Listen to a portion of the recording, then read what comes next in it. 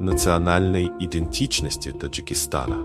Однако сам Исмаил, согласно сохранившимся записям, был скромным человеком, который никогда не стремился к личной славе.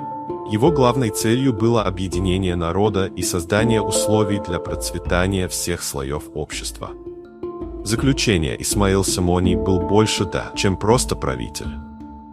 Его наследие продолжает жить в культуре, традициях и архитектуре Центральной Азии.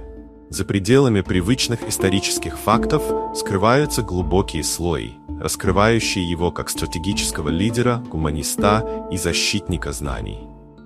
Исследование его наследия не только углубляет понимание прошлого, но и вдохновляет на строительство будущего. Эта статья призвана открыть новый взгляд на одну из ключевых фигур истории Центральной Азии и мотивировать к дальнейшему изучению уникального наследия